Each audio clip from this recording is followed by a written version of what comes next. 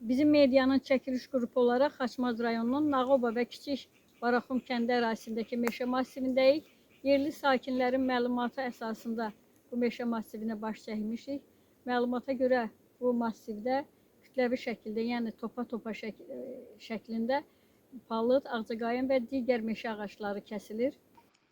Xaçmaz rayonunun Nağoba və Kiçik Baraxum kəndləri ərazisindəki meşə massivinə irəlilədikcə palıd və ağcaqayın cinsindən olan, bəzən bir-bir, bəzən də iki-iki kəsilmiş ağacların olduğunu müşahidə etdik. Mütəxəssis olmasaq da kötüklərin görünüşünə əsasən ağacların sağlam olduğu qənaətinə gəldik. Ondan artıq ağacın kəsildiyinin şahidi olduq. Yerli sakinlər isə kamera qarşısında danışmaqdan çəkinmələrinə baxmayaraq meşələrdə hər il kəsimlərin baş verdiyini təsdiqlədilər. Bu fakt bizə bir gerçəyi də xatırlatdı. Kəndlərin qazlaşmaması problemini. Qeyd edək ki, Nağoba kəndinə ötən ilin noyabrında qaz verilsə də evlərin KUBSA sənədləri qaydasında olmadığından yalnız 7-8 evdə qazdan istifadə edilir. Qonşu Kiçik Baraxum, Sibirova və Hacı Abdurrahmanova kəndlərində isə ümumiyyətlə mavi yanacaq yoxdur. Ərazidə çəkiliş apardıqdan sonra bizə yaxınlaşan Ekologiya və Təbii Sərvətlər Nazirliyinin Qubadakı 5 saylı regional meşə təsərrüfatı mərkəzinin Kiçik Baraxum və Nağoba kəndləri üzrə meşə gözətçisi Elçin Ədilov isə iddiaları təkzib etdi. O, kəsilən ağacların rəsmi damğalanmış və səhiyyə qırıntısı məqsədi ilə ayrılmış olduğunu bildirdi. Mənim ərazimdə hal-hazırda səhiyyə qırıntısı deyilən bir şey var. Qırıntı icazə kağızım da var.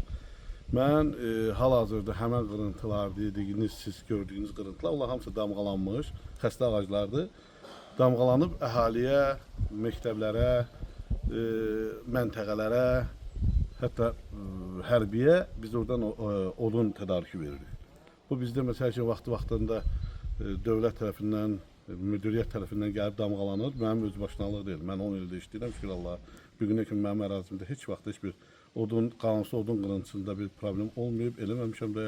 Və sakinlər nəyə görə? Sakin barəsində, valla onlar da anlamır, Aytekin xanım. Bilmirlər ki, damğalanmış nədir? Ağacın kəsilmişini görürlər. Amma qırağında onun çərtilib, nömrəsi, peçatı, qanuni qırıntı üçün icazə kağızıma kimi evdədir mənim. İstəyirsə onu da təqdim edə bilərəm. Yəni mənim satışa vermək üçün, yəni mənim üstümə bilet gəlir, yazılı surətdə bir hələ hətta iki biletim də evdədir.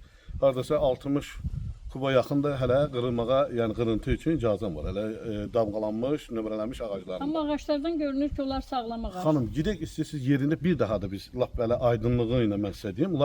Biz sağlam ağaca ümumiyyətlə icazəmiz yoxdur ki, hardasa bir şey bıraq. Onlar hamısı gəlir, nazirlik tərəfindən də yoxlanılır, idarəmiz tərəfindən də yoxlanılır. Məsələ ilə bağlı 5 saylı regional meşə təsərrüfatı mərkəzində də olduq. Lakin müəssisə rəhbəri Elvin Baxışov yerində olmadı. Telefon əlaqəsi zamanı o, müsahibə verə bilməyəcəyini, suallarımızla bağlı Ekologiya və Təbii Sərvətlər Nazirliyinin mətbuat xidmətinə müraciət etməyimizi tövsiyə etdi. Xaçmaz meşələrində ağacların rəsmi və ya qeyri-rəsmi kəsilməsi mübahisə doğurur. Amma aydındır ki, qazsız kəndlərdə oduna olan tələbat meşələrə birbaşa təsir göstərir. Bu isə nəinki təbiətə, elə insanlara da zərər vurur. Nağoba və Kiçik Baraxum sakinləri bu qış yenə odun almaq məcburiyyətində qalacaq. Meşənin isə bu yükə nə qədər dözə biləcəyi hələ sual altındadır. Aytekin Alxaslı, Pərviz Allahverdiyev, bizim media Şimal bürosu.